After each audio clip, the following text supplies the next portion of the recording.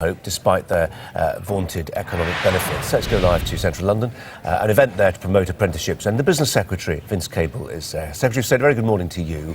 Why do we need a National Apprenticeships Week? Morning.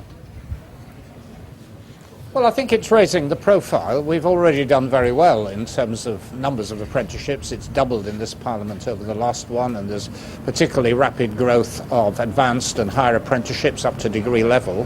But still, we still have this bias in our culture in favour of academic further and higher education as opposed to vocational skills, and we've got to remove that and get across, particularly to small, medium-sized companies, the virtues of having apprenticeships. It's very good for their businesses typically, but the take-up needs to be much higher than it is at the moment.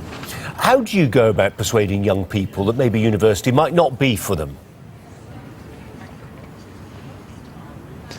Well, we don't want to bias their judgment. If people want to go to university, that's fine, and the current fee-loan system, as we've shown in the last few weeks, doesn't discourage them. But there are, for many people, going into a vocational route may be much better for them, well, not least in financial terms. And the analysis suggests that if you do a level 2 apprenticeship, which is the lowest level, your lifetime incomes could be 75,000 more than somebody who hasn't gone through that route. And if you go through a higher apprenticeship, which is up to degree level, 150,000. So there is a very substantial economic case for an individual going down a good vocational training route.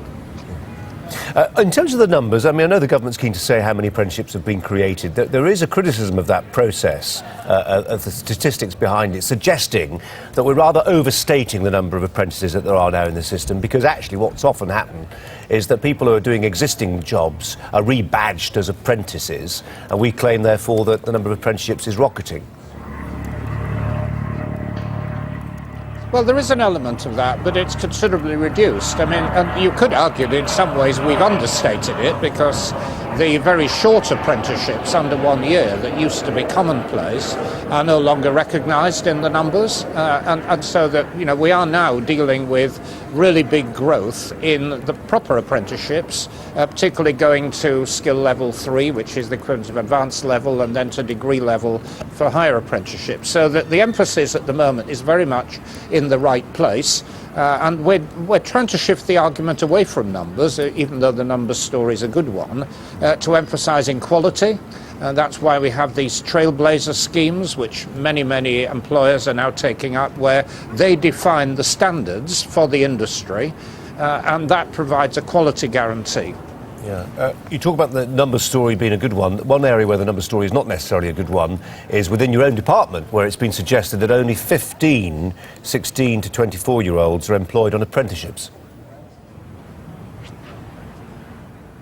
No, that may well be true, and this is, of course, in a context in which, you know, government is very substantially downsizing. We've lost, I think, you know, we've made 50% cuts in our administrative overheads and had to cut a substantial number of civil servants. No, we are endeavouring, where it is useful, to bring young people into the department, but it's against that sort of wider context. The real expansion of jobs that's taking place is in the private sector, which is, you know, wealth creating. That's where the growth is, and that's where we want the apprenticeships to be. Secretary of State, thank you very much indeed.